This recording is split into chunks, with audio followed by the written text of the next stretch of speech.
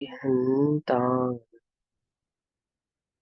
नमो सिद्धानं नमो आयर्यानं नमो वज्रायानं नमो लोये सवसाहुनं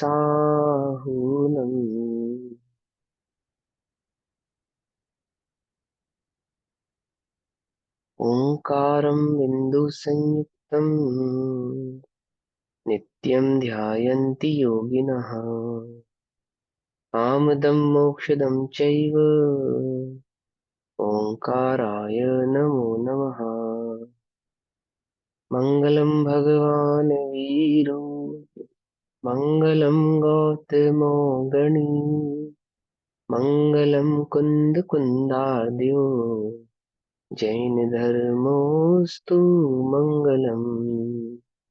सर्वमङ्गलमाङ्गल्यं सर्वकल्याणकारकम् प्रधानां सर्वधर्माणां जैनं जयतु शासनम्। नमः समय साराय सानुभूत्य चिकासते चित्स्वभावाय भावाय सर्वभावान्तरचिते।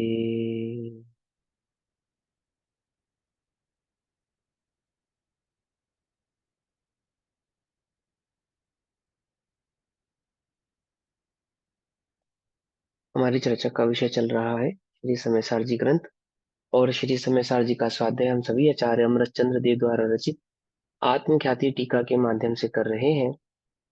आत्मख्याति टीका में कर्ता कर्म अधिकार पेज नंबर 205 गाथा नंबर 128 और 129 का भाव यहाँ पे अभी चल रहा है।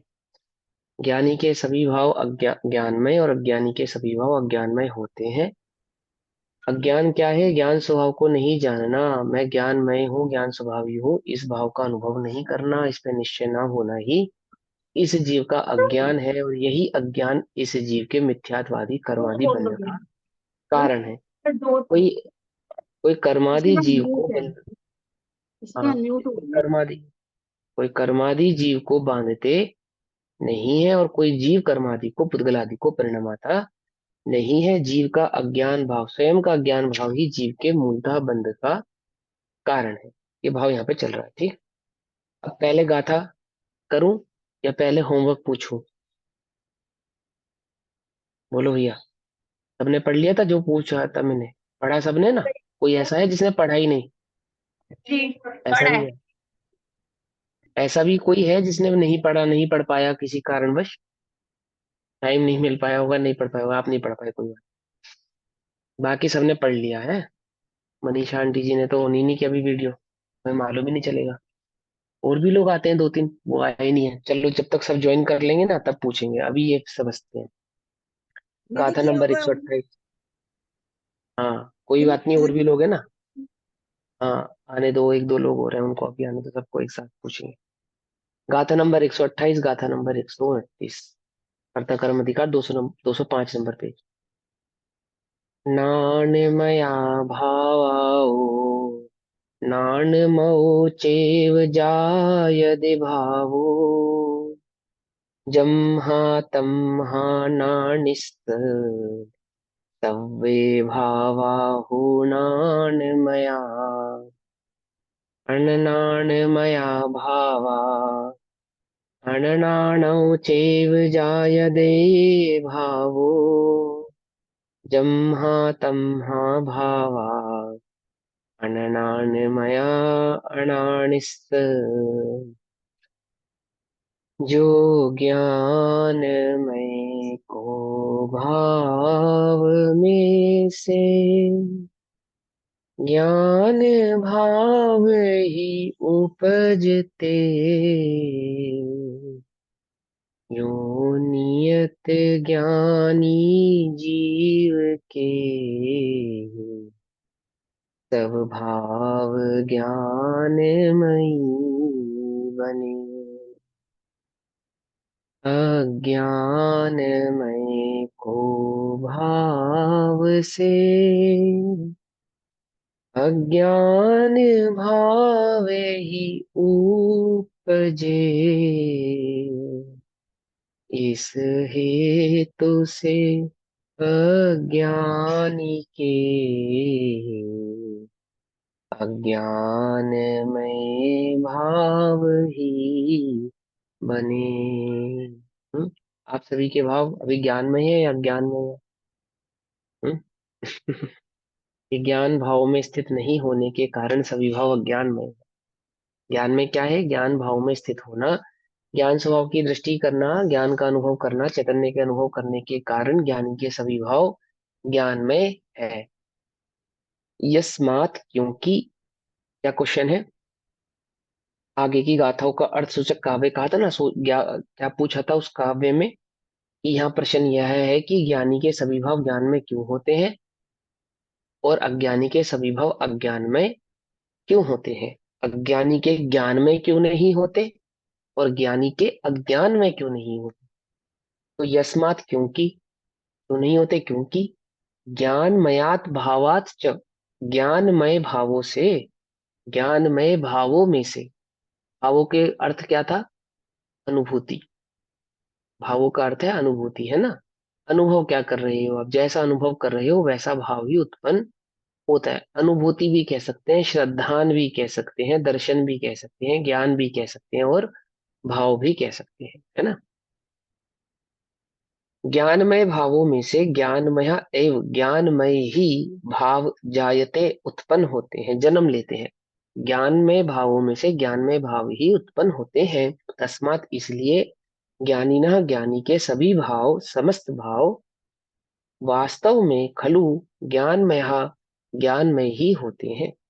और यस्मात् क्योंकि अज्ञानमयात् भावात्, अज्ञानमय भावों में से अज्ञान एवं अज्ञानमय ही भाव उत्पन्न होता है।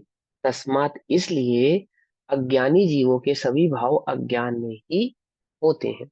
वास्तव में अज्ञानमय भावों में से जो कोई भाव होता है, अब अज्ञानमय भावों में से और जो कोई भाव होता है, तो क्या मतलब है कि जैसा श्रद्धान होता है, जिस प्रकार का अनुभव होता है, जिस प्रकार की दृष्टि होती है, उसी प्रकार का भाव होता है। दैट मीन्स परिणमन होता है, समझे। भाव और भाव, दो भाव है ना। तो एक भाव दृष्टि की अपेक्षा से कहा और दूसरा भाव परिणमन की अपेक्षा से कहा, पर्याय की अपेक्षा से कहा, है ना, उस अपेक्षा से। तो वास्तव में अज्ञानमय भावों में से जो कोई भाव होता है वह सब ही अज्ञानमयता का उल्लंघन ना करता हुआ अज्ञानमय ही होता है। मतलब अज्ञान से कोई बाहर नहीं है वो। अज्ञान में अनुभव के सभी परिणमन अज्ञान में ही होते हैं, क्योंकि उन्होंने अज्ञान भाव का उल्लंघन नहीं किया। दैट मीन्स वो अपने अज्ञान भाव को छोड़े नहीं है, छोड़ा नहीं है। उल्लंघन का मतलब समझ रहे हो ना, अपनी सीमा से बाहर नहीं गए। अपनी सीमा से बाहर जाते तो क्या होता? तो अज्ञानमय भाव ज्ञानमय हो जाते, क्योंकि अज्ञान के बाहर की सीमा में ज्ञान है और ज्ञान की बाहर के सीमा में अज्ञान है। क्या कहा? समझे नहीं? माने जो भाव अज्ञान है तो क्या नहीं है? ज्ञान नहीं है। और जो भाव ज्ञान है तो क्या नहीं है? अज्ञान नहीं है। वास्तव में अज्ञान में भावों में से जो कोई भाव होता है, जैसा भी परिणमन होता है, जैसी भी अनुभूति होती है, वह सभी अज्ञानमयता का उल्लंघन न करता हुआ, अर्थात अपने अज्ञान भाव को नहीं छोड़ता हुआ होने से अज्ञानमय ही होता है। इसलिए अज्ञानी के सभी भाव अज्ञानमय होते हैं। समझ में ही बात? अज्ञानी है या ज्ञानी है हम? कि ज्ञान स्वभावी है लेकिन ज्ञान स्वभाव को नहीं जानने के कारण अज्ञानी है। और अज्ञानी के सभी भाव कैसे हैं? अज्ञानमय है। समझ में आई बात? और ज्ञानी के सभी भाव कैसे हैं? ज्ञानमय। ज्ञानी बने रहना चाहते, अज्ञानी बने रहना चाहते हो, ज्ञानी होना चाहते हो? कि ज्ञानी होना चाहते हो तो एकमात्र ज्ञानमयता का, चैतन्य मात्र का अनुभव करो।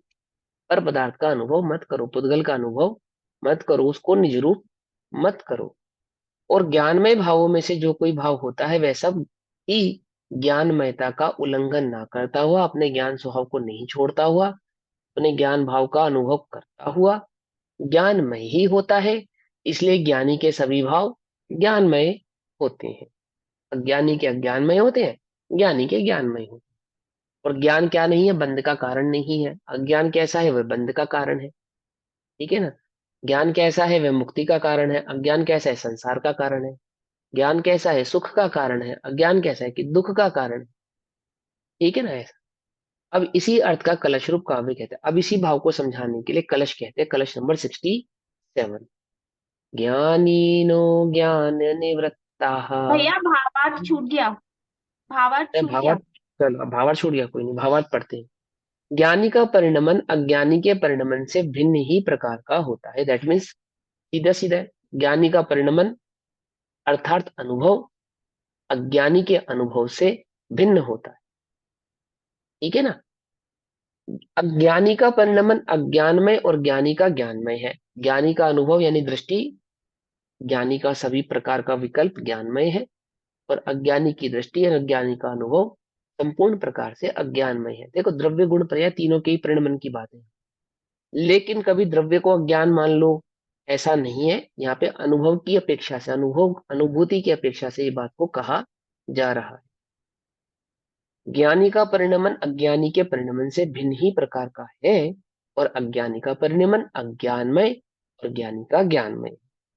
इसलिए अज्ञानी के क्रोध मान व्रत तप, देखो ठीक है ना, टीका में भावार्थ में क्या समझा रहे हैं।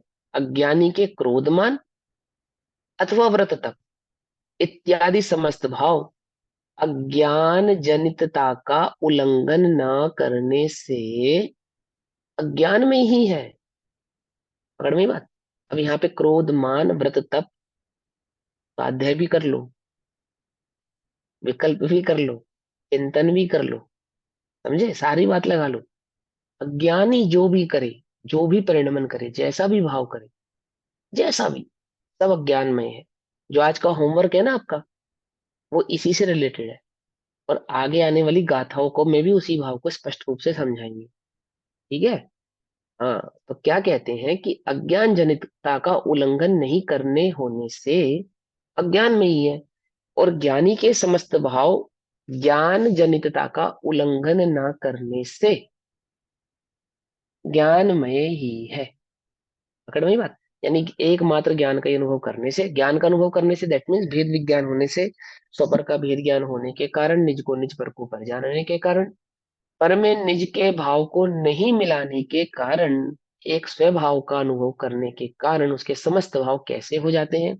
ज्ञानमय हो जाते हैं। ठीक है ना। अब इसी अर्थ का कलश रूप काव्य कहते हैं। कलश नंबर 67। ज्ञानीनो ज्ञान निवृत्ताः सर्वे भावा भवन्ति हि सर्वे ज्ञान निवृत्ता भवन्तय ज्ञान निस्तूते। ज्ञानिनः ज्ञानी के सर्वे भावा समस्त भाव ज्ञान निवृत्ता ही ज्ञान से रचित होते हैं। ज्ञान से रचित होते हैं मतलब समझ रहे? अर्थात ज्ञानी को एकमात्र ज्ञानाकार ही होता है, ये कहना चाह रहे हैं। यानी ज्ञानी के अनुभव में ज्ञानी की दृष्टि और ज्ञानी के जो ज्ञान का विषय है, वो एकमात्र ज्ञान ही है, अन्य कुछ नहीं है। ठीक है। इतने इतने प्रकार से इस बात को कहेंगे। ठीक। इतना आचार्य अमृतचंद्र देव को गाथा नंबर 128 और 129 की टीका लिखी। और वो दोनों टीका, दोनों गाथाओं का भाव इतना अच्छा लगा। टीका और गाथा तो आचार्य गुरु ने लिखी थी, उसकी टीका करने का इतना अच्छा लगा कि उन्होंने अलग से उसी बात को एक काव्य कलश के रूप में कहा। उसी बात को फिर दोहराया अपने शब्दों में, क्या कहकर? यह कहकर कि ज्ञानी के गाकर, एक तो हुआ पढ़कर और एक हुआ गाकर। जब हमें कोई प्रिय लगा तो एक तो उसकी तारीफ की पद्य में और एक उसकी तारीफ की गद्य में। कुछ बात समझे? इस सिंपल वे में भी कहा, टीका के रूप में भी कहा, और उसी भाव को गुनगुना कर गाकर भी कहा। ठीक है ना। क्या गाया कि ज्ञानीनो ज्ञान निवृत्ता सर्वे भावा भवंती ही, है ना। कि ज्ञानी ना ज्ञानी के सर्वे भावा समस्त भाव ज्ञानी ज्ञान निवृत्ता ही, अर्थात ज्ञान से रचित होते हैं, ज्ञान के ही बने होते हैं। बस ज्ञान ही ज्ञान होता है। मेरी ज्ञान पर्यायों में बस ज्ञान ही ज्ञान भरा है ना। ज्ञानी के सहारे हो अनुभूति में आए, सुना है भजन। ज्ञान से रचित होते।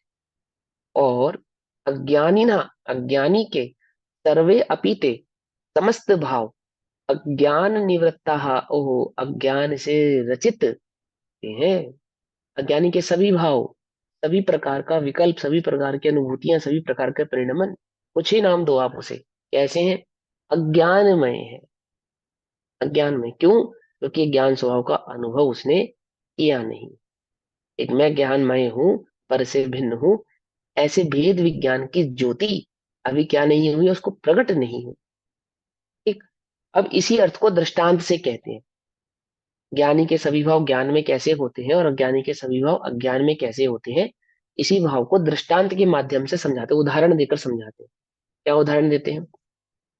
कर्णमया भावादो जायन्ते कुण्डलादौ भावा, अयं मयया भावादो जह जायन्ते दुःखड़यादि, अननानमया भावा अणानिनो बहुविहा विजायन्ते, नानिस्येदुनान्मया तव्वै भावातः हुन्ति। गाथा 130 131। कण, कणय मया, कनकमय, कनक माने स्वर्ण, ठीक है ना, स्वर्ण का एक पर्यायवाची शब्द है कनक। कणय मया, स्वर्णमय, भावादौ, भाव से, जायन्ते, उत्पन्न होते हैं, जन्म लेते हैं, कुंडलादौ भावा, स्वर्णमय कुंडल आदि भाव। अर्थात स्वर्ण से जो भी बनाया जाएगा वह कैसा बनेगा? चाहे कुंडल बनाया जाए, चाहे कड़ा बनाया जाए, स्वर्ण में ही बनेगा। अय मया भावादो, और जो स्वर्ण नहीं है ऐसा लोह में, लोहा, अयम यया, अर्थात लोह में, भावादो, भावों से, जहाँ जैसे, जायन्ते, उत्पन्न, और कड़े आदि, लोहों में कड़े, जैसे स्वर्ण से जो बनाया था स्वर्ण में उत्पन्न हुआ ना कुंडल आदि, ऐसे लोहों से बनाए गए कड़े आदि कैसे होते हैं? कि लोहों में ही होते हैं। लोहे के कड़े स्वर्ण में नहीं होते, और स्वर्ण के कुंडल लोहों में नहीं होते। उसी प्रकार अनना नमया, अज्ञानमय, भावा, भावों से, अनानिनो, अज्ञानी के, बहुविहा, अनेक प्रकार के भाव उत्पन्न होते हैं, माने अनेक प्रकार के अज्ञान भाव अज्ञानी के होते हैं। नानिस्य, और ज्ञानी के, दो, परंतु नाणमय, ज्ञानमय, सव्य, सभी भाव तह उसी प्रकार होते हैं जिस प्रकार स्वर्ण और लोहे के होते हैं। जो कनक मय को भाव में से, अब देखो कनकमय को भाव में से कह रहे हैं, अर्थात वहां पे कैसे, भाव में से कहने का तात्पर्य क्या है?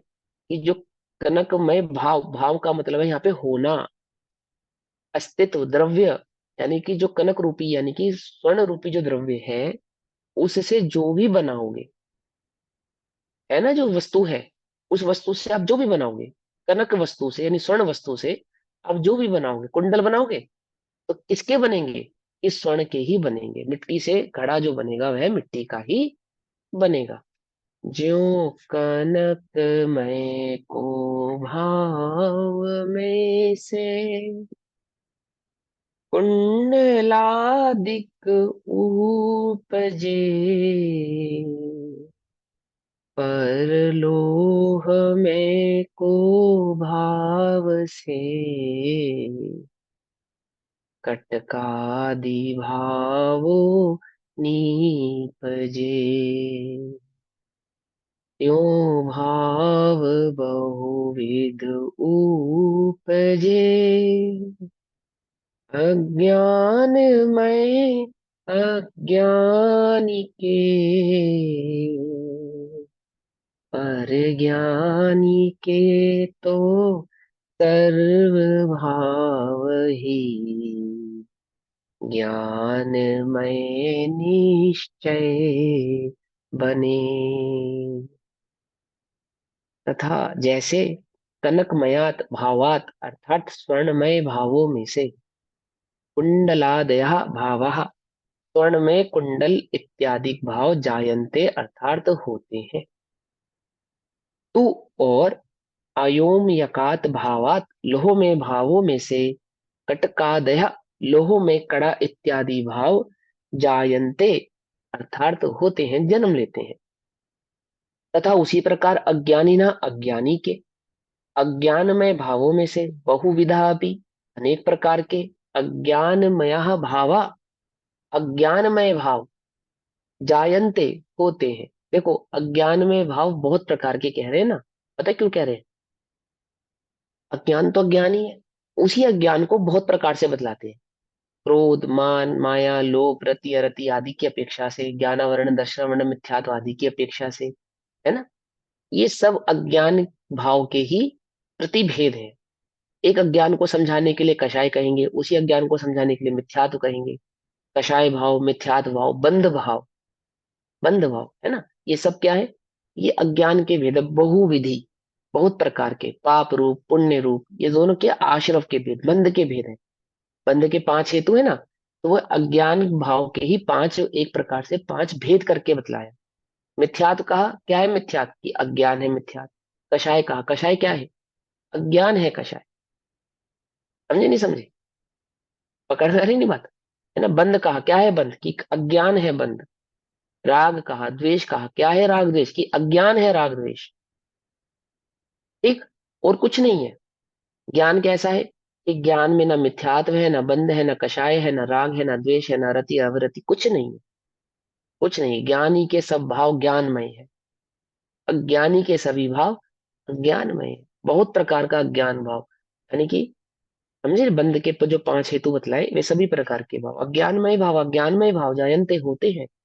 और ज्ञानी ना ज्ञानी के ज्ञानमय भावों में से सर्वे सभी ज्ञानमया भाव ज्ञानमय भाव उत्पन्न होते हैं। ज्ञानी के तो जितने भी भाव होते हैं सभी भाव कैसे होते हैं?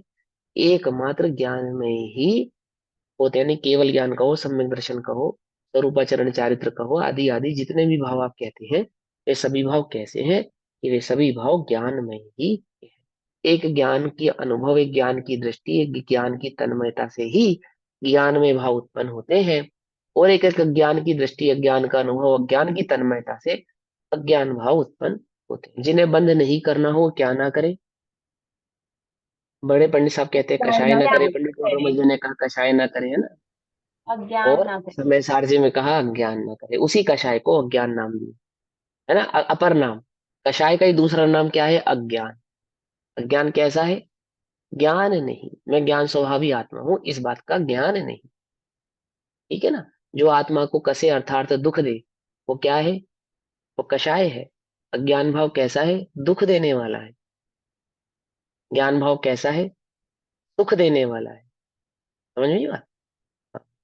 जैसे पुद्गल स्वयं परिणाम स्वभावी होने पर भी, अर्थात परिणमनशील होने पर भी, कारण जैसे कार्य होने से, मैंने जैसा कारण होगा वैसा कार्य होगा, जैसा कारण होगा वैसा कार्य होगा। यानी जैसा, जैसा मिट्टी होगी तो घड़ा भी मिट्टी का ही होगा। यदि स्वर्ण होगा तो कुंडल आदि जो वस्तुएं बनेंगी वो कैसी बनेंगी? वो स्वर्ण की ही बनेंगी। मतलब जिस मटेरियल से जिस भाव को उत्पन्न करोगे, उस मटेरियल से वही भाव उत्पन्न होगा। पकड़ में ही बात।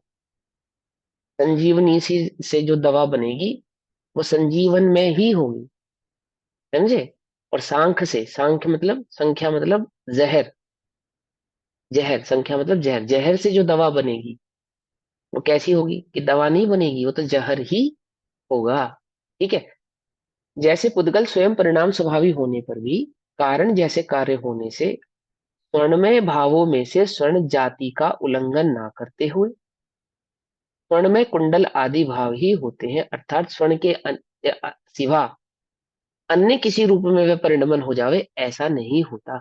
अपने स्वर्ण भाव का उल्लंघन नहीं करता। कौन? स्वर्ण। स्वर्ण अपने स्वर्ण भाव का उल्लंघन नहीं करता। वास्तव में ज्ञान अपने ज्ञान भाव का उल्लंघन नहीं करता। ज्ञान सदैव ज्ञान में ही रहता है।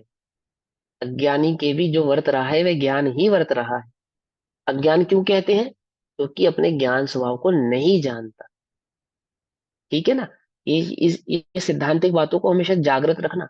अज्ञान का मतलब कुछ ज्ञान का अन्य भेद है ऐसा नहीं। ज्ञान स्वभाव को नहीं जानना ही अज्ञान है। कि अज्ञान दशा में अज्ञानी कुछ और करता है कि ज्ञान के सिवा कुछ नहीं करता। आत्मज्ञानम स्वयं ज्ञानम ज्ञानाद अन्यत करोति किम। है ना, ज्ञान के सिवा कुछ नहीं कर सकता। चाहे वह ज्ञानी है चाहे वह अज्ञानी है। जैसे स्वर्ण अपने स्वर्णमय भावों के का उल्लंघन नहीं करता, ऐसे आत्मा अपने ज्ञान भाव का, ज्ञान स्वभाव का उल्लंघन नहीं करता, तो भी उसे अज्ञानी कह रहे हैं। क्यों कह रहे हैं? क्योंकि ज्ञान स्वभाव का उल्लंघन नहीं करता हुआ भी ज्ञान स्वभाव को नहीं जानता। इस अपेक्षा से, अपेक्षा क्लियर हो रही है? हाँ। यहाँ पे अब मतलब पूछो। स्वर्ण का है, अपने गुण पर्याय में ही रहेगा, उल्लंघन नहीं करता। हाँ, अपने भाव में रहेगा, जो ऐसा उसका भाव है, जैसे जो भी उसका जो द्रव्य बना है ना, अनंत गुणात्मक है, जिन गुणों से वह बना है उन गुणों का उल्लंघन नहीं करता। ये बात ठीक है ना? भैया हर द्रव्य ही अपने अपने उसमें स्वभाव में रहता है, कोई भी नहीं। हाँ, कोई भी उल्लंघन नहीं करता। उल्लंघन करता नहीं, ज्ञानी ये बात जानता है और अज्ञानी नहीं जानता, इसलिए उसको अज्ञानी कहते हैं। बस इतनी सी बात है। ठीक है ना? हुआ थोड़ी है ऐसा, तुमने रस्सी को सांप समझा तो रस्सी कोई सांप थोड़ी बन गई है। वो तो बनी ही नहीं। तुम्हें ऐसा लगता है कि बन गई, ये तुम्हारा अज्ञान है। पर पदार्थ में पुद्गल आदि को तुमने जीव माना, तो कोई जीव थोड़ी हो गए वो। और जीव ने स्वयं को पुद्गल माना, तो जीव कोई पुद्गल थोड़ी हो गया। वास्तव में तो हुआ ही नहीं है। तो क्या है फिर? कि नहीं हुआ है ऐसा नहीं जानना, यही अज्ञान है। बस इतना, इसी तो तेरा दुख है। और क्या है दुख? दुख का और कारण क्या है? कि एक स्वभाव को नहीं जानना ही दुख का कारण है। एक स्वभाव को जानना ही सुख का कारण है। और क्या है मोक्ष मार्ग? तो यही सम्यक अनुभव है दर्शन, भैया, यही ज्ञान अनुभव होता चारित्रा नहीं। हाँ, यही अनुभव, अनुभूति की अपेक्षा से जानना कहा ना। जानना मतलब कि क्षयक्षमिक ज्ञान को यहाँ पे जानना नहीं कहते।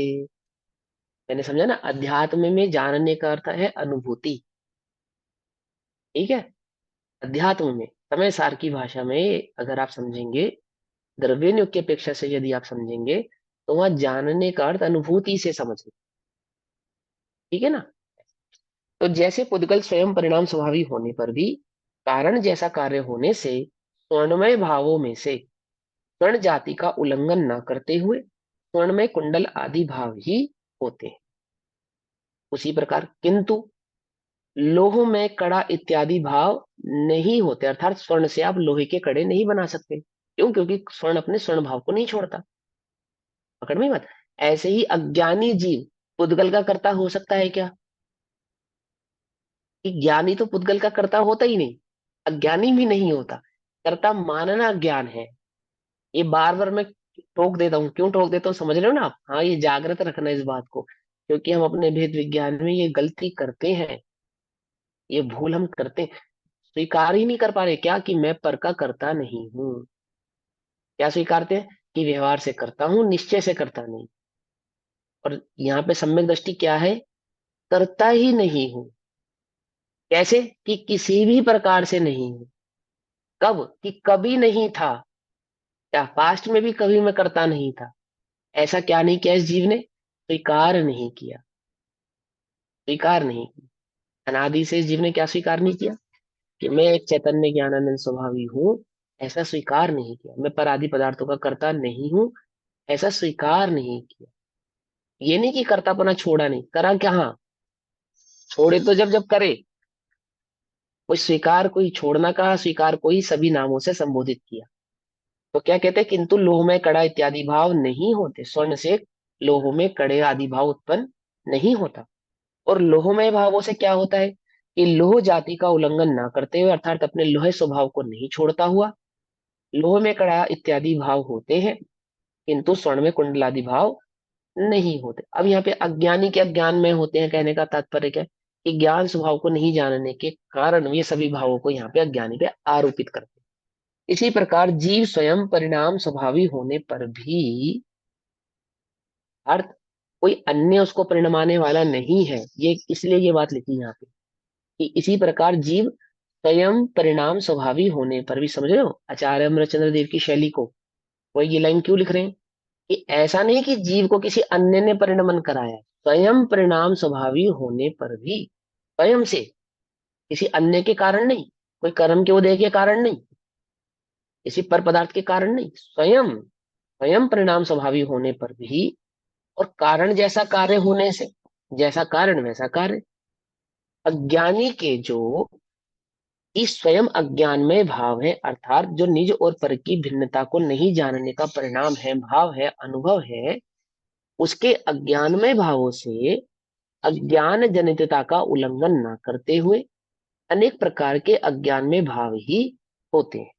अनेक प्रकार के अज्ञान में भाव ही होते हैं, दैट मीन्स वह एक अज्ञान भाव ही मिथ्यात्व रूप होता है, वह एक अज्ञान भाव ही कषाय रूप होता है, वह एक अज्ञान भाव ही योग आदि भाव रूप होता है, एक अज्ञान भाव ही। किंतु ज्ञान में भाव नहीं होते। क्यों नहीं होते? है तो ज्ञान स्वभावी, पर ज्ञान में भाव क्यों नहीं होते? क्यों नहीं होते? ज्ञान स्वभाव को नहीं जानने के कारण तो नहीं जानने वाले भाव ही होते। नहीं जानने के कारण कौन से भाव उत्पन्न होंगे? कि जो नहीं जानता वो भाव नहीं होंगे, जो जानता है बस वही भाव होंगे। तथा ज्ञानी के जो कि स्वयं ज्ञान में भाव है, ज्ञानी जो कि दोनों दो द्रव्यों के बीच की भेद विज्ञानता को जानता है, ज्ञानी जो कि जो स्वपर का भिन्न भिन्न प्रकार से स्व में स्व बने का अनुभव करता है, उसके सभी भाव कैसे हैं? विज्ञान में है। और ज्ञानमय भावों से उसकी जाति का उल्लंघन ना करते हुए, अपने ज्ञान स्वभाव का उल्लंघन ना करता हुआ, अपनी ज्ञान स्वभाव में अनुभूति का उल्लंघन ना करता हुआ, समस्त ज्ञान में भाव ही होते हैं, किंतु अज्ञान में भाव नहीं होते। समझ नहीं बात? अज्ञान में भाव नहीं होते। कौन से भाव होते हैं? ज्ञान में भाव होते हैं। कि जैसा अनुभव करेगा, कारण जैसा कार्य होने के कारण, जैसा कारण वैसा कार्य, अर्थात जैसे मिट्टी तो मिट्टी का घड़ा, स्वर्ण तो स्वर्ण का घड़ा, ऐसे ही ज्ञान तो सभी परिणमन ज्ञानमय। और ज्ञान स्वभाव की दृष्टि नहीं तो समस्त दृष्टि मिथ्या दृष्टि अथवा अज्ञान दृष्टि, अज्ञान भाव। भावार्थ जैसा कारण होता है वैसा ही कार्य होता है। इस न्याय से जैसे लोहों में से लोह में कड़ा इत्यादि वस्तुएं होती हैं और स्वर्ण में से स्वर्ण में आभूषण होते हैं, उसी प्रकार अज्ञानी स्वयं अज्ञान में भाव होने से, देखो फिर ध्यान समझो, इसी प्रकार अज्ञानी स्वयं स्वयं हमें ज्ञान को उत्पन्न करना है ना, ज्ञान भाव को उत्पन्न करना है, कौन कराएगा? तो प्रश्न ये उठता है कि अज्ञान किसने कराया? बोलो भैया। पुद्गल ने कराया? नहीं कराया ना। तो जैसे पुद्गल ने तुम्हें अज्ञान नहीं कराया, किसी पर पदार्थ ने तुम्हें अज्ञान नहीं कराया, किसी पर जीव ने तुम्हें अज्ञान नहीं कराया, इसी प्रकार कोई पर पदार्थ तुम्हें ज्ञान भी नहीं कराएगा। स्वयं स्वयं, समझे? स्वयं अज्ञान में भाव होने से उसके अज्ञान में भावों से अज्ञान में भाव ही होते, और ज्ञानी स्वयं ज्ञान में भाव होने से उसके ज्ञान में भावों में से ज्ञान में भाव ही होते हैं। अर्थात अज्ञानी स्वयं को कैसा अनुभवन करता है? कि पर रूप अनुभव करता है। तो पर रूप अनुभव होने के कारण उसका समस्त भाव, समस्त परिणमन, समस्त पर्याय कैसी है? कि जैसी पर भाव का अनुभव करने वालों की होती है ऐसी संसार आदि अवस्थाएं हैं। और ज्ञानी स्वयं को ज्ञान में अनुभव करने के कारण उसकी सभी अवस्थाएं, सभी अनुभव कैसे हैं, सभी परिणमन कैसा है? कि जैसा ज्ञानमय अनुभव करने वाले छठे सातवें गुण स्थानवर्ती मुनिराज सम्यक दृष्टि जी, अर्थात अर्यंत परमात्मा सिद्ध भगवान जैसा ही उसका परिणमन होता है। दोनों अपेक्षों से समझना, यहाँ पे व्यवहार से भी समझा दिया मैंने और अंतरंग से भी। अंतरंग परिणामों में एक ज्ञानमय का अनुभव करने के कारण बंध आदि को प्राप्त नहीं होता, और एक पुद्गलादि का अनुभव करने के कारण है सदैव बंध को ही प्राप्त हो रहा है। खेल सारा किसका है? अनुभव का। इसी अनुभव को श्रद्धान भी कहते हैं, इसी अनुभव को मान्यता भी कहते हैं, इसी अनुभव को दर्शन भी कहते हैं, इसी अनुभव को ज्ञान भी कहते हैं। ठीक। अज्ञानी के अशुभ भाव, ज्ञानी के शुभाशुभ, अज्ञानी के शुभाशुभ भावों में, अज्ञानी के शुभ अशुभ भावों में आत्मबुद्धि होने से, आत्मबुद्धि होने से मतलब मैं पना होने से, अहम बुद्धि होने से, ठीक है ना। अज्ञानी के कैसे, जो जो भी उसको परिणाम भाव उत्पन्न हो रहे हैं, शुभाशुभ भाव। अब यहाँ पे शुभाशुभ भाव विकल्पों की अपेक्षा से कह रहे हैं, परंतु है वो श्रद्धान की अपेक्षा से ही, क्योंकि शुभ और अशुभ दोनों परिणाम ज्ञानी के भी होते हैं, ठीक है ना। लेकिन वो क्या नहीं करता? निज रूप नहीं करता, और ये आत्मरूप कर रहा है। तो आत्मरूप करना और आत्मरूप नहीं करना मतलब शुभाशुभ भावों को मेरे हैं ऐसा मानना और शुभाशुभ भावों को मेरे नहीं है ऐसा मानना। आत्मरूप करना यानी कि मेरे माना, मेरे है ऐसा मानना, और आत्मरूप नहीं करना मतलब मेरे नहीं है। उदयगादी भाव मेरे नहीं है, क्षयोपशमादिक भाव मेरे नहीं। एक ज्ञान भाव, मैं तो इन सबका भैया कैसा हूँ, एक ज्ञाता इसका मात्र हूँ। ये भी अर्थ होगा कि आत्म रूप नहीं करेगा तो उस रूप परिवर्तन भी नहीं होगा, और अगर आत्म रूप करेगा तो अगर उसी रूप नहीं, परिवर्तन होगा। देखो, ज्ञान की अपेक्षा से परिवर्तन परिवर्तन नहीं होगा, लेकिन परिवर्तन होता देखे जाने पर भी ज्ञानमयता का अनुभव करने के कारण उस रूप नहीं होगा। दोनों बातें समझो।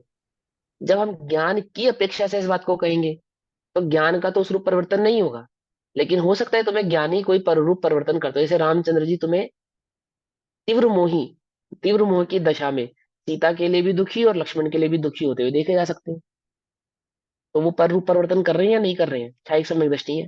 तो बुद्धिपूर्वक बचने का प्रयास करता है, लेकिन प्रवर्तन होता हुआ भी उसको अपना प्रवर्तन नहीं मानता। देखो दीदी, अब इसमें बुद्धि बुद्धि कुछ काम नहीं करती। ये तो हमें समझाने की अपेक्षा से क्या कहा जाता है। ये सारा खेल श्रद्धान का है। श्रद्धान को ही वहां पे बुद्धि पूर्वक जो कहा ना, वहां बुद्धि का मतलब दिमाग नहीं है, वहां बुद्धि का मतलब उपयोग है। समझे, वहां बुद्धि, देखो ज्ञान कई प्रकार से कार्य करता है ऐसा नहीं है। कई प्रकार से कार्यशैली को समझाते हैं, जैसे एक ही ज्ञान पांच इंद्रियों में पांच प्रकार से प्रवर्तता है, ऐसा समझाते हैं। वो उसकी क्षमता की क्षमता, यानी स्पर्शन की जो क्षम भाव है, वो नेत्र के क्षम भाव से भिन्न होता है। और जो नेत्र का क्षम भाव है, वो कान के कण कण के क्षम भाव से भिन्न होता है। इसी प्रकार अन्य अन्य प्रकार से ऐसे बुद्धि का जो क्षमिक भाव है, वो अन्य इंद्रियों के क्षम भाव से भिन्न होता है। कुछ बात समझ में आई या नहीं समझ में आई? यानी कार्य कार्य करने की जो शक्ति है, ज्ञान की जो कार्य करने की शक्ति है, वह तो एक ही प्रकार की है। पर उसको पांच प्रकार से जो हम समझाते हैं, पांच इंद्रियों के माध्यम से और फिर मति श्रुत अवधि आदि के माध्यम से, वो सब उसकी कार्य करने की शक्ति की अपेक्षा से समझा रहे हैं। अब यहाँ जैसे आपने कहा कि वो बुद्धिपूर्वक तो नहीं करेगा, बुद्धिपूर्वक तो नहीं करेगा और अबुद्धिपूर्वक करता है आदि आदि, ये जो बात है ये किसकी अपेक्षा से कही गई बात है? मैंने आप ये कहना चाहते हो कि रामचंद्र जी ऊपर ऊपर से रो रहे हैं, अंदर से नहीं रो रहे? तो वो तो नहीं, मायाचारी हो जाएगी। मतलब जैसे वो रावण को बार बार कह भी रहे थे कि तुम सीता को लौटा दो, मेरा कोई भाव नहीं है तुम्हें मारने का, मैं उस अपेक्षा से कि कह रही थी। जो लक्ष्मण मरा उसकी बात बताओ। उनका तो चलो वहां तो भाव नहीं था, और फिर भी तो मारने की बात कर रहे थे। वो प्रत्यक्ष लक्ष्मण के लिए जो अप्रत्यक्ष रो रहे ज्ञान, थे, प्रत्यक्ष लक्ष्मण अप्रत्यक्ष ज्ञान राग तो था लक्ष्मण ही ना। सुनो तो सही, लक्ष्मण के लिए जो रो रहे थे, तो वो अंदर में रोना नहीं चाहते थे, बस ऐसे ही रो रहे थे, या नहीं, अंदर से जितना उन्हें राग रोना था आ रहा उतना था? रो रहे थे, अंदर से हाँ, तो रोना आ रोना आ रहा रहा था ना, आ रहा था ना, तो फिर अब वो था। बुद्धिपूर्वक और अबुद्धिपूर्वक कैसे लगाओगे उसके अंदर? पर वो तो बुद्धि जानते थे कि ये मैं नहीं हूँ। वही तो समझना पड़ेगा ना। यहाँ जानने का मतलब हम क्या समझते हैं कि हम मन में कुछ और सोच रहे हैं, क्रिया और कुछ और कर रहे हैं, ऐसा नहीं है। यहाँ जानने का मतलब, ये तो निचली भूमिका वाले जीवों को इस अपेक्षाओं से समझाया जाता है। ये सारा खेल अनुभूति का है, ये सारा खेल श्रद्धान का है। जैसे अभी इस समय तुम्हें श्रद्धान तो यह है कि मैं देह हूं, लेकिन बुद्धिपूर्वक मैं देह नहीं हूं ये चिंतन कर रहे हो। क्या कहा? अभी क्या चिंतन कर रहे हो, बुद्धिपूर्वक क्या चिंतन कर रहे हो? मैं शरीर नहीं हूं। अनुभव किसका कर रहे हो? मैं ज्ञानानंद स्वभावी हूँ, ये तुम्हें बुद्धिपूर्वक चल रहा है या अबुद्धिपूर्वक चल रहा है? मैं चैतन्य मात्र हूँ, ये तुम्हें बुद्धिपूर्वक चल रहा है या अबुद्धिपूर्वक चल रहा है? कर्मादि का उदय आने पर उससे जो भेद विज्ञान तुम कर रहे हो, वह बुद्धिपूर्वक हो रहा है या अबुद्धिपूर्वक हो रहा है? सब बुद्धिपूर्वक हो रहा है। अब एक अपेक्षा से कहते हैं बुद्धिपूर्वक हो रहा है, एक अपेक्षा से कहते हैं बुद्धिपूर्वक कह रहे होता है। अनुभव क्या कर रहे हो उस समय, जिस समय तुम ये कह रहे हो कि मैं ज्ञानमयी हूँ, मैं पर का करता नहीं हूँ, मैं शरीर नहीं हूँ? अनुभव क्या कर रहे हो उस समय तुम? मिक्सचर है, बुद्धिपूर्वक या द्रव्य बुद्धि लिंगी, देह का ही द्रव्य कर्ता हो लिंगी, गया ना, देह का ही मानते हैं ना। द्रव्य लिंगी जिसके शरीर से खाल उतार दी गई, नमक लगा दिया गया, मिर्च लगा दी गई, क्या अनुभव कर रहा है? मैं देह नहीं हूं, ऐसा अनुभव कर रहा है? बोलो। पूरा चिंतन उसका यही है कि मैं देह नहीं हूं, पूरी एकाग्रता से अपने को देह नहीं मान रहा। अनुभव क्या कर रहा है?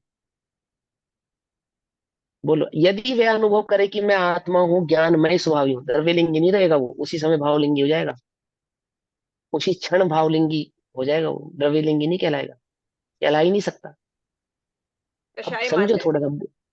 हाँ, बुद्धि और अनुभव की के परिप्रेक्ष्य को थोड़ा सा विचारात्मक देखो क्या है।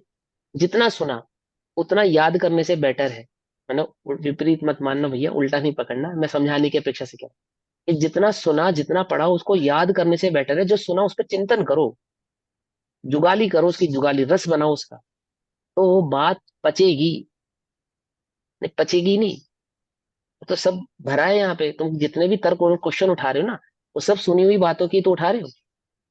तो विचार तो कर कर देखो, उल्टा विचार कर कर देखो, सम्यक दृष्टि कैसा विचार करता है, मिथ्या दृष्टि क्या विचार कर रहा है, ये कह रहा है कि मैं आत्मा नहीं हूं, अनुभव किसका कर रहा है, अनुभव किसका कर रहा है। अभी अभी तुम्हें कोई भी कर्म का उदय है किसी भी प्रकार का, और हम क्या संभावना देंगे कि तुम शरीर नहीं हो, तुम तो आत्मा हो, और तुम भी कहोगे हाँ वो तो मुझे पता है मैं आत्मा हूँ शरीर नहीं हूँ, परंतु अब ये परंतु अनुभूति किसकी कर रहे हो। और हो सकता है सम्यक दृष्टि कह दे कि हमें मत समझाओ हम आत्मा है या परमात्मा हो। सीता को शांति से लौटा दो, होगी आत्मा सीता, कह सकता है वो ऐसा। रावण उनको ये नहीं कह रहा तुम काय के सहायक सम्यक दृष्टि हो, सीता के लिए रो रहे हो, पुद्गल के लिए। रावण कह रहा है, और श्री राम कहेंगे हाँ हम पुद्गल के लिए रो रहे हो, तुम तो हमारी पत्नी लौटाओ। और वो कह रहे हैं कि ये सहायक सम्यक दृष्टि, क्या सहायक सम्यक दृष्टि। थोड़ा समझो, थोड़ा चिंतन करो, तुम बुद्धि के स्तर पे जी रहे हो सारा खेल, और ये सारा खेल अनुभूति के स्तर का है। इस समय सार की शैली को समझना पड़ेगा आपको। अब क्या करें, मलेच्छ को मलेच्छ भाषा में समझाने के लिए ऐसे ही कहते हैं, ऐसा विचार कर, ऐसा बुद्धिपूर्वक कर, ऐसा चिंतन कर। कब तक कर, जब तक निर्णय नहीं हो जाता तब तक करता रहे, करता रहे, करता रहे। मतलब क्या, जब तक वह अनुभूति में नहीं आ जाता तब तक इसी प्रकार से करता रहे, प्रयास करता रहे। बुद्धि है सो बुद्धि से प्रयास कर, है ना। जैसा तेरे पास ज्ञान है, जैसा तुझे वर्त रहा है वैसा प्रयास करता है। लेकिन वह प्रयास जो तुम कर रहे हो और वो जो अनुभूति है, उन दोनों के बीच में एक अंतर है। वह अंतर कब समझ में आता है, वह चिंतन से ही समझ में आए। सम्यक तन्मुख मिथ्या दृष्टि का स्वरूप। फिर पढ़ो, बार बार पढ़ो, मैंने पहले भी बताया, मैं हर दूसरे तीसरे दिन पढ़ता हूँ। ऐसा नहीं मुझे याद होगा वर्ड टू वर्ड, तो भी मैं पढ़ता हूँ, तो भी मैं पढ़ता हूँ। वो पढ़ने इतना मार्मिक है, उतना समझने लायक है। कहाँ कमी है हमारे पुरुषार्थ में, कैसे मालूम चलेगा हमें, कैसे पता चलेगा, कहाँ भूल कर रहे हो तुम, तत्व को समझने में क्या गलती कर रहे हो। तुम पढ़ो, उस भाव को पढ़ो। हाँ क्या बता रहे पंडित साहब, इस सम्यक सन्मुख मिथ्या दृष्टि की अवस्था कैसी होती है। पेज नंबर क्या है? अब वो पेज नंबर। पेज नंबर याद नहीं है, पेज नंबर तो हमारे पास तो स्क्रीनशॉट है उसका। चलो मैं देख। टू सात हंड्रेड आठवें समथिंग है। आठवें अधिकार है, हाँ आठवें अधिकार में है। देखो सुनो, अब यहाँ सुनो, अज्ञानी के शुभाशुभ भावों में आत्मबुद्धि होने से, आत्मबुद्धि होने से मतलब अपनापना होने से, एकत्व ममत्व कर्तृत्व और भोक्तत्व की जो बुद्धि है ना, अपनेपन की बुद्धि, निज में और पर का जो एकत्व का अध्यास, क्या कहा यहाँ पे उसको, अध्यास। तो अज्ञानी के शुभाशुभ भावों में आत्मबुद्धि होने से उसके समस्त भाव अज्ञानमय ही है। अविरति सम्यक दृष्टि, ज्ञानी के यद्यपि, अब देखो भावार्थ में क्या समझा रहे हैं। अविरति सम्यक दृष्टि यानी कि चौथे गुण स्थान वाला जो सम्यक दृष्टि है, यद्यपि चारित्र मोह के उदय होने पर क्रोधादि भाव प्रवर्तते हैं, तथापि उनके उन भावों में आत्मबुद्धि नहीं है। अब वो आत्मबुद्धि नहीं है, वो दिमाग वाली बुद्धि की बात नहीं है यहाँ पे, उतनी कषाय का अभाव है, बस उतनी सी बात है यहाँ पे। आत्मा का अनुभव किया है, लेकिन वो जो भी कषाय वर्त रही है बिना अनुभूति के नहीं वर्त रही है, निज रूप अनुभव नहीं कर रही उसका, फिर भी उसको अनुभूति से मैं ही माने एकमेक रूप से ही प्रवर्तती है। कषाय हो और अपनापन ना हो तो उसे कषाय नहीं ऐसा ही कहते हैं, और कषाय हो उसमें अपनापन हो, और भले ही कषाय की प्रवृत्ति ना हो रही हो तो भी उसे कषाय है ऐसा ही कहते हैं। देखो, अभी तुम क्रोध कर रहे हो या नहीं कर रहे हो,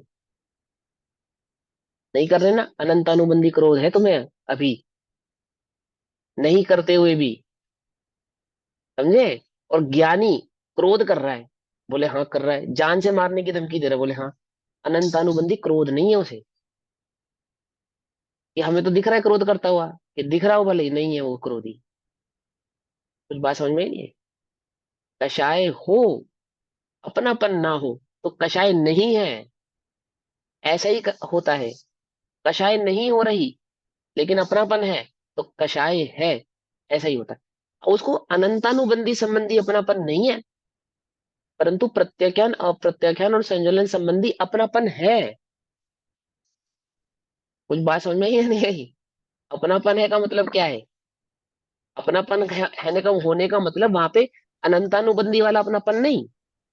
ये अपनापन कैसा होता है फिर?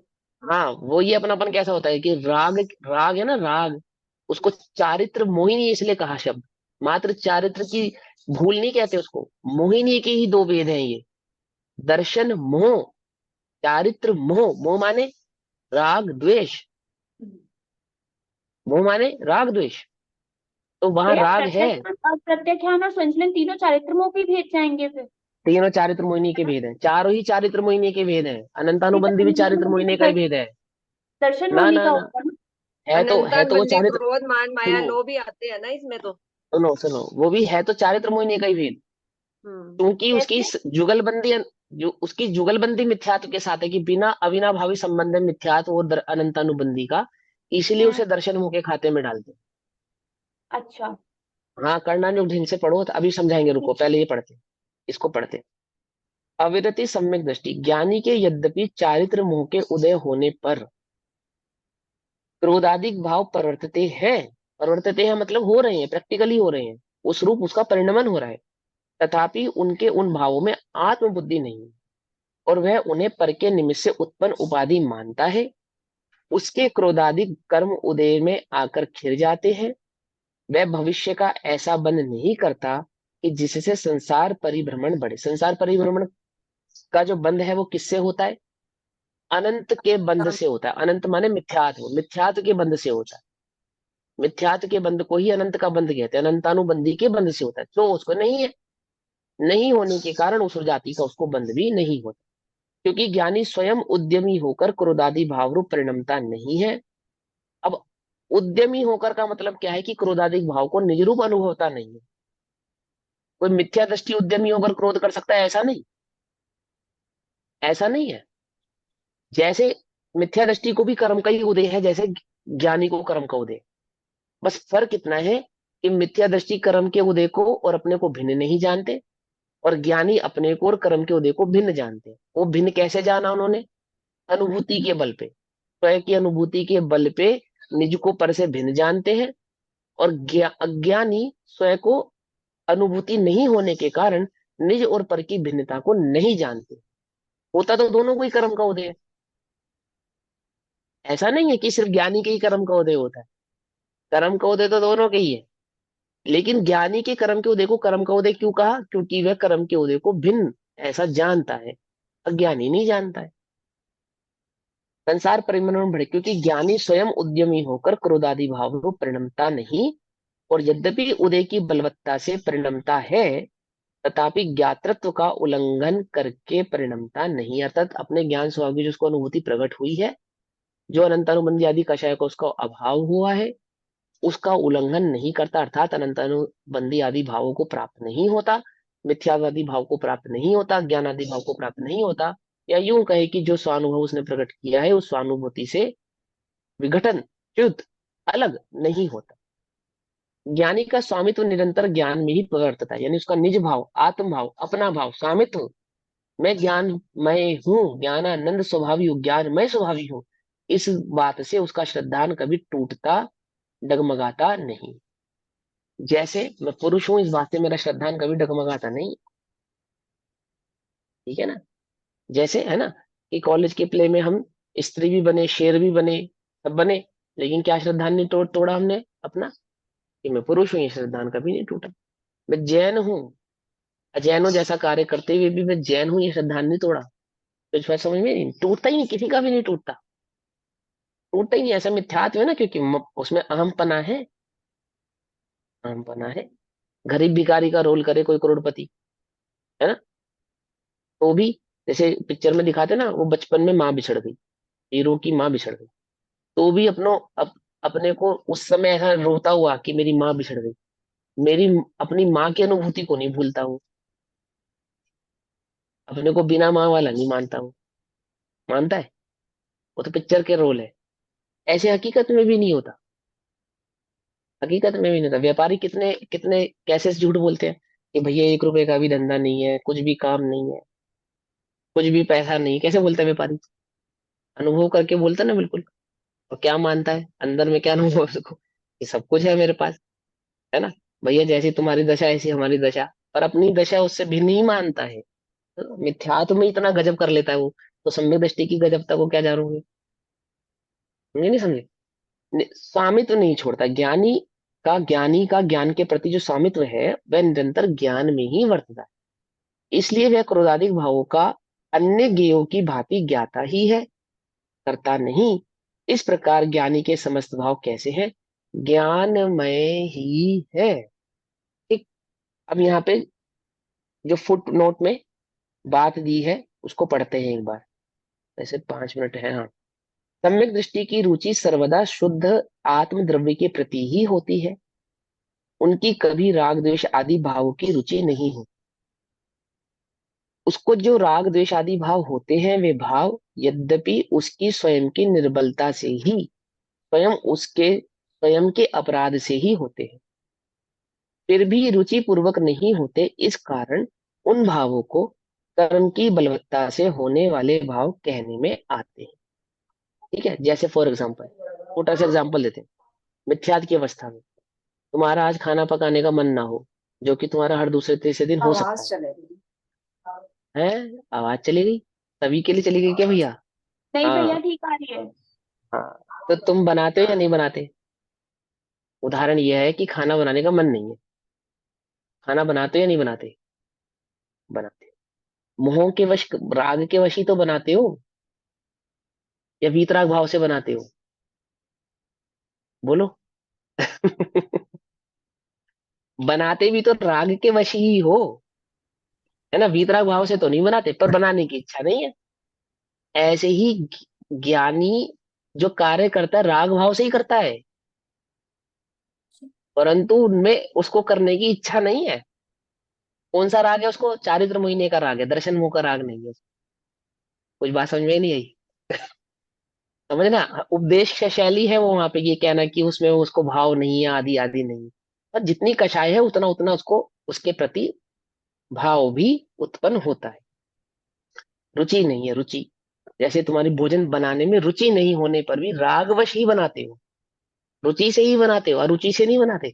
पर बनाने में रुचि नहीं है, बनाते रुचि से ही हो। कुछ बात समझ में नहीं आ रही? ये तो तुम अच्छे से अनुभव कर ही सकते हो। ऐसे सो काम है हमारे साथ जो हम रुचि से नहीं करते पर रुचि पूर्वक ही करते हैं। ऐसे ज्ञानी के साथ भी होता है, जिसमें रुचि नहीं होती है फिर भी रुचि पूर्वक करता हुआ दिखाई देता है, रुचि से ही करता हुआ दिखाई देता है। इससे ऐसा समझना कि जड़ द्रव्य कर्म के आत्मा के ऊपर लेश मात्र भी जोर कर सकता है, परंतु क्या कहते हैं, इससे ऐसा नहीं समझना कि कोई जड़ कर्म, जड़ द्रव्य कर्म आत्मा को जबरदस्ती उस रूप से परिणमा सकता है, क्योंकि एक द्रव्य दूसरे द्रव्य का करता नहीं है। ठीक है ना। क्या है, परंतु ऐसा समझना कि विकारी भावों के होने पर भी सम्यक दृष्टि महात्मा की शुद्धात्म द्रव्य रुचि में किंचित भी कमी नहीं है, बस मात्र चारित्र आदि संबंधी निर्बलता है। ऐसा आश्रय बतलाने के लिए ही ऐसा कहा है। जहां जहां कर्म की बलवत्ता, कर्म की जबरदस्ती, कर्म का जोर इत्यादि कथन हो, वहां ऐसा समझना चाहिए, मतलब कि कोई ऐसा समझना चाहिए कि कर्म के उदय की बात कह रहे हैं तो कोई कर्म उसको परिणमन करा रहा है, ऐसा नहीं है। उसकी स्वयं की ही कमजोरी है, उसकी स्वयं की ही अस्थिरता है, जो उसकी स्वयंगत योग्यता से ही उत्पन्न होती है। इसके कारण ही उसका इस प्रकार का परिणमन होता हुआ दिखाई देता है। अब आगे की गाथा का सूचक अर्थरूप कलश काव्य कहते हैं। अब एक का कलश नंबर 68 और कहते हैं। वह कलश नंबर 68 आगे की गाथाओं में जो भाव आने वाला है उन भावों को स्पष्ट रूप से समझाने के लिए कहा है। इस कलश को हम कल पढ़ेंगे। तब तक के लिए सभी को जय जिनेन्द्र, ओम नमः सिद्धे। अब अपना होमवर्क, है ना। होमवर्क के संदर्भ में जो मैंने दिया था वो सबने पढ़ा है ना। तो अब जिनसे हम हमेशा नहीं पूछते पहले उन्हीं से पूछेंगे। सभी ने पढ़ा ना? कोई है ना क्लास में जिसने नहीं पढ़ा? आंटी ने तो बता दी, सरोज आंटी ने नहीं पढ़ा। नहीं, सरोज आंटी ने नहीं पढ़ा। आपने पढ़ा था? सरोज आंटी दो, कुसुम आंटी ने नहीं पढ़ा। ठीक है, कुसुम नाम है उनका। बाकी सबने पढ़ा? तो कौन बताएगा? मनीषा दीदी आपसे शुरू करते, बताओ मुझे बस एक क्वेश्चन समझाना, पूरा बताने की आवश्यकता नहीं है। इसमें दो जगह एक लाइन आई है। एक जगह लाइन आई है कि अ, तब जिसका उदय होने पर सकल चाहित नहीं होता समय परम क्लेश नहीं है। हाँ, तीव्रता और मंदता का भेद नहीं है, और तीव्रता और मंदता का भेद है। तीव्र अनुभाग होने पर तीव्र बंद और मंद अनुभाग होने पर मंद बंद होता है, परंतु तीव्रता और मंदता का भेद नहीं है। ऐसा आया, पहले बोला कि तीव्रता और मंदता का भेद नहीं है, और फिर बोला कि तीव्र अनुभाग होने पर तीव्र बंद और मंद अनुभाग होने पर मंद बंद होता है। तो पहले तीव्र मंद नहीं होने का क्या अर्थ है, और दूसरे तीव्र मंद होने का क्या अर्थ है? ये दो अर्थ मुझे बतलाओ। बोलो जल्दी बोलो, मालूम है नहीं मालूम? बात समझ में आई? क्वेश्चन समझ में आ गया सभी को, है ना? बोलो दीदी, आया? उत्तर है या नहीं? भाई सभी से पूछेंगे, दीदी फटाफट बताओ। मेरी आवाज नहीं आ रही शायद आप तक। आ रही मनीषा है दीदी भैया, को आ रही मालूम? है, आ रही है। मनीषा, नहीं, उनका तो कोई रिएक्शन ही नहीं नजर आ रहा। आप मीनाक्षी आंटी को कह रहे हो या मनीषा मासी को कह रहे हो? मुझे किसको मीनाक्षी कह रहा हूँ? मैं आंटी तो को, नाम ही इतना मीनाक्षी दीदी आप मीनाक्षी बोलो। आंटी आपको कह रहे हैं। मैंने ना मीनाक्षी सिर्फ दीदी बोलो। पढ़ा ही, मैंने सिर्फ पढ़ा ही है, मुझे पूरा समझ नहीं आया था। समझ नहीं आया, कोई बात नहीं, चलो अब मनीषा आंटी जी आप बताओ। वो शायद है ही नहीं, या मेरी आवाज वहां तक जा नहीं रही। सरोज वो आंटी है जी ही। हैं? सरोज आंटी हैं? हाँ है भैया। हाँ भैया। हाँ तो आप बताइए, मेरा प्रश्न समझ गए आप? मैंने प्रश्न रिपीट करूं? भैया मैंने वो पढ़ नहीं पाया क्योंकि हमारा वो वाईफाई बंद था, डाउनलोड नहीं हुआ। अभी अभी अच्छा, हमने आपका डाउनलोड किया तो लगाया। कोई बात नहीं, कोई बात नहीं, कोई बात नहीं। कौन? गरिमा दीदी आप बताओ। भैया मुझे भी इतना नहीं आता, पर मैंने पढ़ा था ये, आधा आया हम्म। मुझे नहीं इतना, मैं आपका आंसर नहीं दे सकती मतलब अभी। हमारे प्रश्न समझ में आ गया मेरा? प्रश्न तो आ कि गया क्वेश्चन सबका। पहले नहीं, पहले क्वेश्चन दोबारा से पहले बोलना। तीव्र पहले तीव्र मंद, जो पहली लाइन में लिखा कि तीव्र मंद का भेद नहीं है, और फिर लिखा कि तीव्र अनुभाग होने पर तीव्र मंद और मंद अनुभाग होने पर मंद बंद। तो पहला जो कहा कि तीव्र मंद का भेद नहीं है, वो किस अपेक्षा से कह रही है? भैया और मैं जो बताऊं? बाद में तीव्र मंद कहा, हाँ वो पूछेंगे, सभी से पूछेंगे, किस चिंता नहीं करो। ये एक मिनट, जो उसका क्या यहाँ पे कहा? बात का का है वो तो अनंतानुबंधी की अपेक्षा से का है कि उसका भेद नहीं है। बाद का जो बंद का है। हाँ ये है, क्योंकि तीव्रमंद की अपेक्षा अनंतानुबंधी का भेद नहीं है। हाँ तो किसकी अपेक्षा से है? ये अच्छा, पूछ रहा हूँ किस अपेक्षा से है। नहीं है तो लिखा ही है, लेकिन किस अपेक्षा से है वह भी तो लिखा है, वो अपेक्षा बताओ ना। हाँ चलो, ठीक है, कोई ज्वलन बात की नहीं। अपेक्षा से। जो बाकी हाँ की कक्षाएं बची उस अपेक्षा से होगा। विद्यार्थी की अपेक्षा हाँ से। हाँ जो हाँ, बाकी की बोलो कक्षाएं, भाई। मैं बताऊं? ऐसे विद्यार्थी की अब अपेक्षा से। उत्तर, मैं तुक्का प्रॉपर लगा रही उत्तर दो मुझसे। क्वेश्चन पे मैं क्वेश्चन मत पूछो, क्वेश्चन का ये आंसर दो। मैं बताऊं, ये गुण स्थानों की अपेक्षा से कहा है। है गुण स्थानों की अपेक्षा से नहीं कहा। चलो आगे बताओ, लेशिया नेहा भी है, दीदी जहाँ बोलो। पे कषाय भी लेशिया है भी और है। दर्शन मोनी है, चरित्र मोनी है और लेशिया भी है। हाँ सब कुछ है, लेकिन दो दो जगह जो उन्होंने भेद किए हैं, उन दोनों भेदों के बीच में किन किन अपेक्षाओं से बात की जा रही है वो बताना। नेहा दीदी बोलो। भैया जहाँ ये कहा है कि तीव्र मंद की अपेक्षा से नहीं है, वहां लेशिया लेनी है, और तीव्र मंद की अपेक्षा से है, वहां अनंतानुबंधी लेनी है।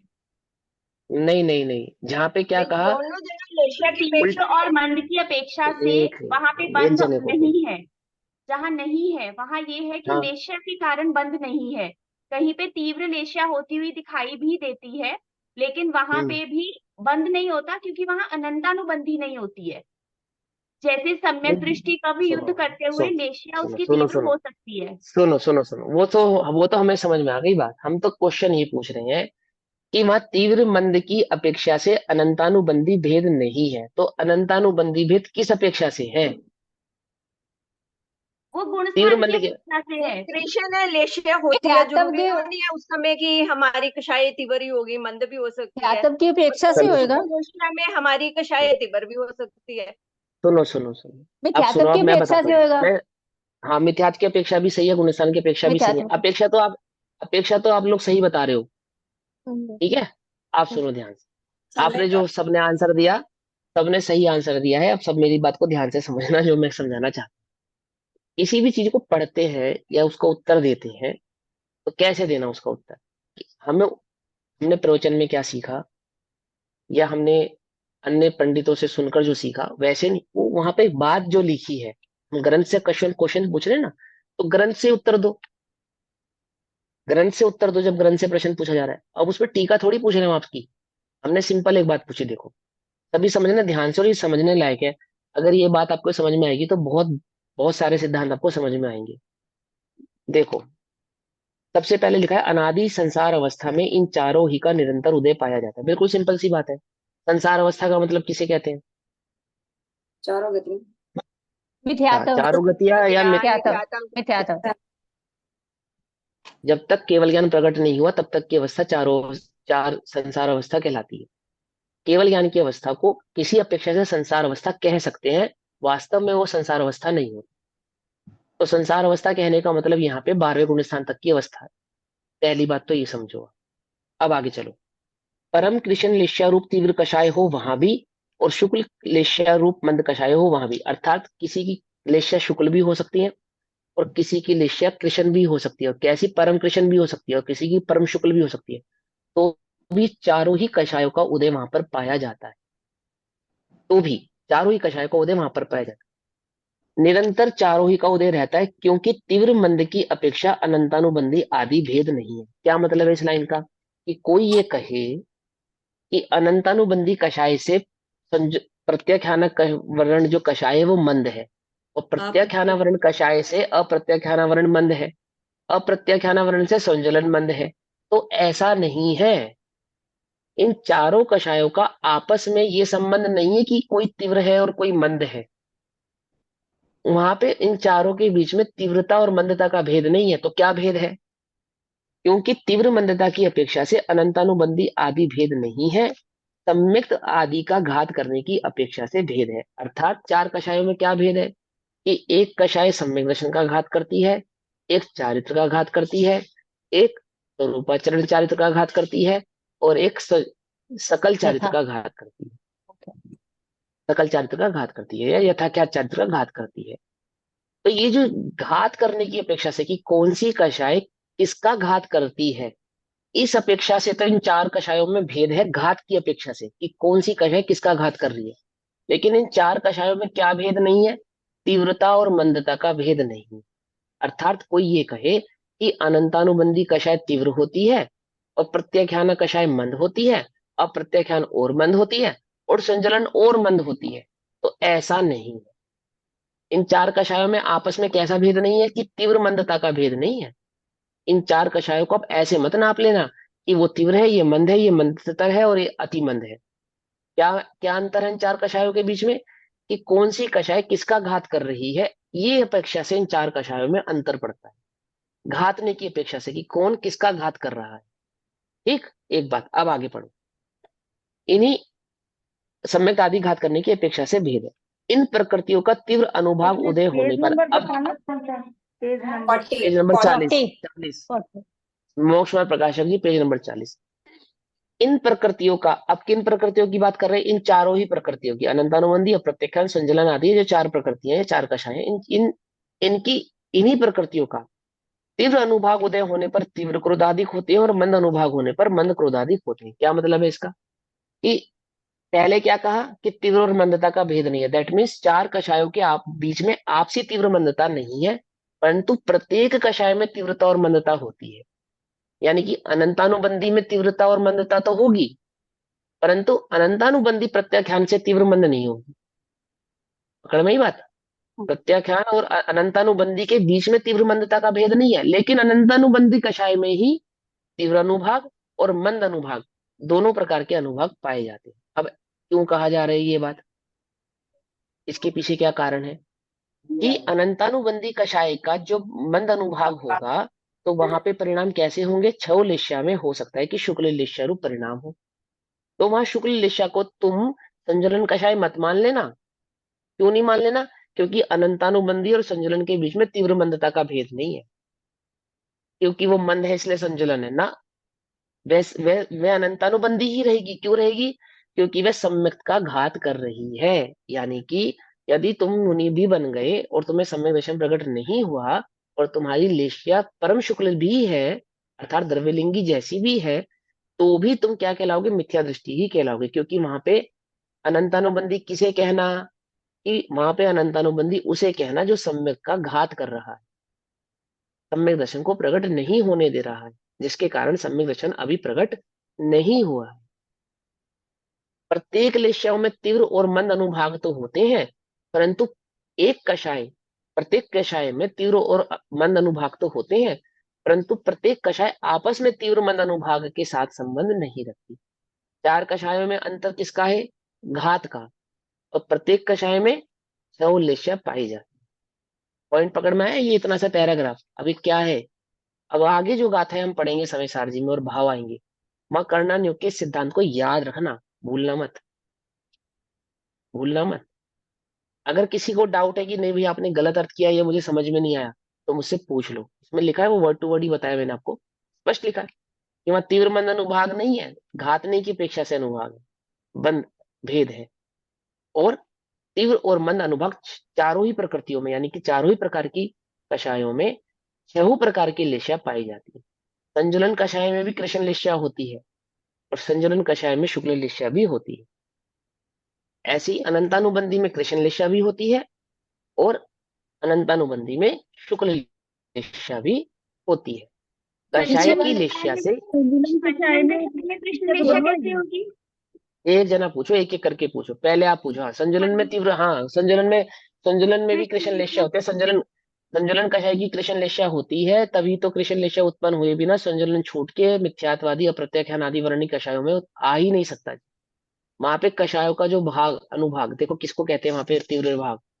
इस चारों ही कषाय सर्वघाती प्रकृतियां वाली होती हैं। सर्वघाती प्रकृति के अनुच्छेद उनमें गर्भित होते हैं। तो जो संजुलन कषाय होती है वह पलट के अनंतानुबंधी हो जाती है, नहीं हो जाती है? हो जाता संजुलन कषाय से अनंतानुबंधी में चला जाता है ना, जी चला था। कैसे चला जाता है कि कषाय तो संजुलन में ही उत्पन्न होगी ना। कषाय जब उत्पन्न करेगा तो संजुलन की दशा में उत्पन्न करेगा, तभी तो वहां से गिरेगा। संजुलन कषाय में क्रोध आदि उत्पन्न नहीं हुए। एग्जाम्पल देना। जैसे मुनिराजों को क्रोध उत्पन्न होता है, गुण स्थान गिरता है उनका। क्रोध मान माया लोभ 4 कषाय के कारण गुण स्थान गिरता है। जब किसी कषाय का उदय आएगा, तीव्र उदय आएगा, तो क्रोध मान माया लोभ रूप ही आएगा, इससे अलग नहीं आएगा। 25 कषाय आदि जो होंगी ना, वो क्रोध मान माया लोभ में ही गर्भित होंगी। या तो क्रोध का उदय होगा, या तो मान का उदय होगा, या तो माया का होगा, या तो लोभ का होगा। जैसे इस समय हमें क्रोध मान माया लोभ 4 कषायों में से किसका उदय चल रहा है? किसी का नहीं। हाँ, ये तो तुम्हारी भूल है।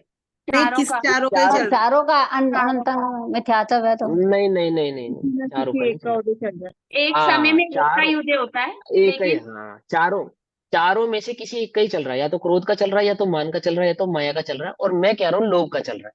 क्यों चल रहा है? क्योंकि हमें मोक्ष मार्ग सम्यक दर्शन आदि के प्रति रुचि है, उसको प्रकट करने का भाव है, आगम को समझने का भाव है, तो हमें लोभ कषाय का उदय चल रहा है। लेकिन वो इतना मंद है, यानी शुक्ल लेशा रूप होने के कारण हमारे ज्ञान का विषय नहीं बन रहा। तो हम कह रहे हैं कि हमें कोई कषाय नहीं है।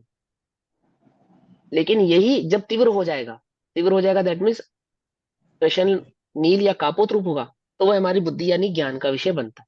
जो कषायों की मंदता होती है वो छद्मस के ज्ञान का विषय नहीं बनती, और तीव्र भाव जो होते हैं वो छद्मस के ज्ञान का विषय बनते हैं। उस अपेक्षा से कषाय है और कषाय नहीं है ऐसा कहा जाता है। अब जैसे मुनिराज, संजलन कषाय है तो संजलन क्रोधमान माया लोभ, वहां पे लोभ कषाय कौन से गुण स्थान तक होती है? 10वें गुण स्थान तक होती है, 10वें गुण स्थान तक। है ना। तो और क्या नाम है, काम कषाय जो होती है ना, वेद, वो 9वें 10वें गुण स्थान तक, 9वें गुण स्थान तक प्रकट रहता है। तो वहां पे मुनिराज तो ब्रह्मचर्य तो 6ठे गुण स्थान में प्रकट कर लेते हैं। तो वहां पे 9वें गुण स्थान में वेद कौन सा है? कि संजलन कषाय में वेद, संजलन कषाय का वेद, लेकिन कितना सूक्ष्म कि ज्ञान का विषय नहीं बन रहा। ज्ञान का विषय नहीं बनने के कारण नहीं है ऐसा कहा जाता है, पर वास्तव में है। जैसे इस समय क्रोधमान माया लोभ से में से चारों कषाय में कौन सी कषाय हमारे ज्ञान का विषय नहीं बन रही, पर वास्तव में है। और कौन सी है? अनंतानुबंधी है। क्यों है अनंतानुबंधी? क्योंकि सम्यक का घात हो रहा है। इस समय सम्यक का घात हो रहा है, दैट मीन्स अभी आत्मानुभूति नहीं की है, अभी सम्यक दर्शन प्रकट नहीं किया है। तो भी शुक्ल परिणाम होने पर भी, पकड़ में ही बात नहीं? पकड़ में ऐसा नहीं समझ लेना कि हम अभी हम स्वाध्याय कर हमारे कषाय मंद है तो हमें संजलन कषाय हो गया, प्रत्याख्यान हो गया, अप्रत्याख्यान होगी ना। नंतर क्योंकि चारों कषायों में तीव्रता और मंदता का भेद नहीं होता, कौन सी प्रकृति किसका घात कर रही है ये भेद होता है। तो समझे, मतलब सम्यक अभी आदि घात करने के लिए अनंतानुबंधी का मंद भेद है, हम इसको ये लेके चलेंगे। मतलब अगर लेकर के मान लिया चलेंगे, नहीं तो ऐसा ही है। अनंतानुबंधी हाँ। ऐसा है। हाँ, और उसमें 6 लेशों में से कोई एक लेशा हो सकती है, क्योंकि हमें तीव्र परिणाम नहीं है इसलिए हमारी 3 शुभ लेशों में से कोई एक लेशा है। और भैया जब हम स्वयंजलन में कहते हैं कि जब उनको कृष्ण लेशिया का परिणाम आएगा मुनिराज को, इसका मतलब जो कर्मों का उपशम हो रखा था वो कर्म उदय में आ जाएंगे। कर्म की अपेक्षा से ऐसा कहेंगे, और यहाँ स्थूल अपेक्षा से क्रोध मान माया लोभ में से किसी एक चारों में से किसी एक कषाय का तीव्र उदय होगा, जो पलट के अनंतानुबंधी आदि में कन्वर्ट हो जाएगी। संजुमल में एंड में लोभ तो रहता ही है ना। हाँ, लोभ कषाय का तीव्र उदय होने पर गिर जाएंगे गुण स्थान से। हो सकता है ऐसा, वेद कषाय का तीव्र उदय आ जावे, गुण स्थान गिर जाएगा। समझे, वो वेद किसके उस कौन सी कषाय के अंदर गर्भित होगा, लोभ के अंदर ही गर्भित होगा जाके, लोभ के अंदर ही जाके गर्भित हो जाएगा। पकड़ में ही बात, नहीं पकड़ में। जब एक चारों में से कषाय किसी चलती है, जैसे क्रोध चलता है तो वो हम्म, चार ही कषायों में ही चलता है। क्रोध मान माया हाँ। लोभ एक समय एक चलता है तो वो चार ही कषायों में जब चलता है। जब अनंतानुबंधी की मुख्यता होती है तो बाकी की 3 कक्षाएं उसमें गर्भित रहती है। अब आगे पढ़ो, अब इसी भाव को अब आगे पढ़ो, इसी पेज को, ये सारे प्रश्नों के उत्तर इसमें आएंगे। ठीक है। भैया ओम वो नमः समझ में आ गया। सिद्धाभ्य। एक चीज और बता हाँ दो अब, जब ये पॉइंट हाँ उठा है हाँ, तो। बोलो बोलो बोलो। अनंतानुबंधी की मुख्यता से चारों कषायों का उसमें गर्भित रहेगा, लेकिन जब हम हम्म, प्रत्याख्यान और अप्रत्याख्यान या संचलन को देखेंगे तो उसमें अनंतानुबंधी का गर्भित कैसे रहेगा? नहीं रहेगा ना, उनके निषेकों की बात होती है। अनंतानुबंधी के निषेक भी सर्वघाती होते हैं, प्रत्याख्यान के भी सर्वघाती होते हैं, अप्रत्याख्यान के भी सर्वघाती होते हैं। सर्वघाती निषेक होने के कारण वो गुण स्थानों को गिराने की योग्यता रखती है। अब उसमें कौन सा गुण स्थान, मान के चलो क्षायिक सम्यक दर्शन हुआ, तो चौथे गुण स्थान से नीचे नहीं गिरा सकेंगे, वो निषेक है तो सर्वघाती निषेक ही, हम्म। लेकिन सर्वघाती होने पर भी चौथे से नीचे नहीं ले जा पाएंगे, क्योंकि अच्छा, उस इस प्रकृति का, अपेक्षा से जिस प्रकृति अनंतानुबंधित गर्भित है। ठीक है। के इस अपेक्षा से यही अपेक्षा से, निषेकों की अपेक्षा से एक अनंतानुबंधी गर्भित कह रहे हैं निषेक, ना हम उसमें। नहीं नहीं नहीं नहीं, निषेकों की अपेक्षा से गर्भित नहीं कह रहे। संजलन में अनंतानुबंधी गर्भित नहीं होती, अनंतानुबंधी में संजलन गर्भित होती है। वो हाँ, बड़ी में छोटी गर्भित प्रत्याख्यान, होगी। हाँ, बड़ी कषायों में छोटी कषाय गर्भित होती है, परंतु छोटी कषायों में बड़ी कषाएं गर्भित नहीं होती। एक बात। दूसरी बात, निषेकों की बात है कि जैसे अनंतानुबंधी के निषेक सर्वघाती प्रकृति के निषेक होते हैं, ऐसे ही प्रत्याख्यान और अप्रत्याख्यान वर्णी जो कषाय हैं ये भी सर्वघाती प्रकृतियां वाली होती है, जिसके कारण ये गुण स्थानों को गिराने की सामर्थ्य रखती है। और फिर जिस गुण स्थान में जाएगा उस गुण स्थान के अनुसार उस कषाय का भी उदय आ जाएगा, यदि उसका उपशम या क्षयोपशम भाव है तो। यदि उनका क्षय हो गया है तो उनका उदय भी नहीं आता। जैसे क्षयिक सम्यक दर्शन की अवस्था में चौथे गुण स्थान से नीचे नहीं गिरेगा, क्यों? क्योंकि अनंतानुबंधी का ना तो उपशम हुआ है ना क्षय उपशम हुआ है, क्या हो गया है? क्षय हो गया है। क्षय होने के कारण उसका क्या नहीं आएगा, कभी उदय नहीं आएगा। अगर क्षय नहीं हुआ है और फिर उदय आ सकता है, कि हाँ आ सकता है, उसका निमित्त कारण कौन बनेगा? कि जिस भी कषाय में विद्यमान है, संजलन में, प्रत्याख्यान में, अप्रत्याख्यान में, उन उन कषायों की जो प्रकृतियां हैं वो तीव्र उदय में आकर उनका निमित्त कारण बनेगी। किसका निमित्त कारण बनेगी? अन्य कषाय को प्रकट करने का निमित्त कारण बनेगी। ठीक है ना। इसको पढ़ो और थोड़े से प्रमाण भेजता हूँ, वो पढ़ो तो क्लियर हो जाएंगे क्वेश्चन। ठीक। निज निधि निज में बताई यह अनंत उपकार है, उसके लिए जिनवाणी माँ को वंदना शतबार। नमो